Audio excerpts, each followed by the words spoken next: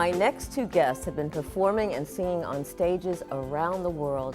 He's known for writing one of the biggest hits of all times, while she was once a Rockette and starred in and produced her own TV show.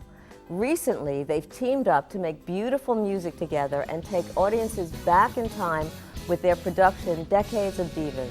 Welcome Frankie Previte and Lisa Sherman. How are you? Hi, Did how I are get you? a name right again? Perfect. Oh, Perfect. good. Perfect. Thank you. I've been practicing for, what, 10 seconds? Seems like a lifetime, doesn't it? All right, but let's focus on you. Okay. From heavy metal to Frankie and the Knockouts, that was the beginning of Frankie. Yeah, back in the day, 70s when rock and roll, was born. A lot of shrapnel wounds back then, heavy metal. And my dad, being an opera singer, was always supportive of me, even though it was just controlled yelling, basically back then. And as time went on, my R&B roots came out, from listening to all the, Soul Survivors and the Rascals and the Temptations and Four Tops. So I had that soul thing still in me from being a kid. So I combined the two and created Frankie and the Knockouts, which was kind of like a blue-eyed soul band, and was lucky enough to have a few hit records. Well, a few. You're being modest. You're being really modest. But then something changed, right? Then you got involved with this movie, Dirty Dancing, and something changed. So tell us about what it was like working with Patrick Swayze and getting involved with Dirty Dancing. Dirty Dancing is an interesting story for me because 2 years beforehand, Frankie and the Knockouts was on Millennium Records. Right. And Millennium Records, Jimmy Ienner, great guy, producer of a lot of big people, decided that he was going to go into films and he was going to shut his label. And so for 2 years, I was back in my little apartment in New Brunswick writing songs like Hungry Eyes, which everybody... Oh, I still know it. It goes in my head. Which, I sent out to everybody, and nobody liked it. And so Jimmy Ienner calls me up 2 years later and goes, Frankie, I've got this little movie I want you to write a song for. And I go, I don't have time. He goes, make time, it's going to change your life. I go, I think you did that 2 years ago. And he goes, no, I feel really good. And he gives me a 5-minute description of this movie about Johnny and Baby. And he goes, the good news is you're going to write a song. The bad news is it has to be 7 minutes long. Wow. I'm thinking, oh man, MacArthur Park. I got to write MacArthur Park for this guy. So I'm in the car, exit 140 on the Garden State Parkway. All that, right? And I'm going, "Nin-nin-nim of my life, nin-nin-nim of my life, nin-nin-nim of my life." What the heck am I saying? And I scribbled time of my life on an envelope. And literally, that song would have never been written because it was a song that wasn't really my style. I was more into the rock thing. And so I always say the man upstairs wrote that song because I had no idea what the movie was about.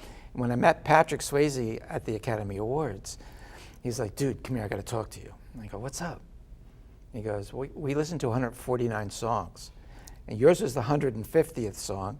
We were getting ready to film out of sequence.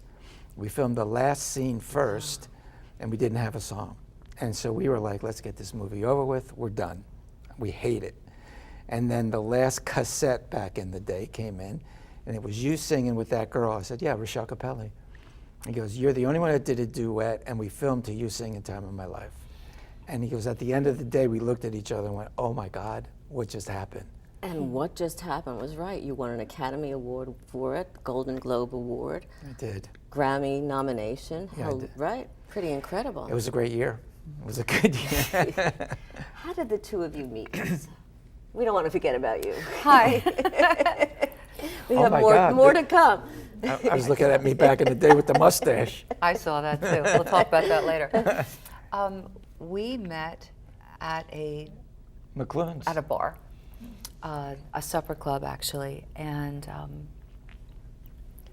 we just connected. But the next day, after we had met, Frankie had approached me and asked, where I was performing next. He knew I was a singer, and it just so happened I was performing in Point Pleasant, New Jersey, and it was a big outdoor stage 16-piece orchestra presentation. About and- 2,000 people. Wow. Yeah. It was a nice gig. Yeah, It was a nice gig.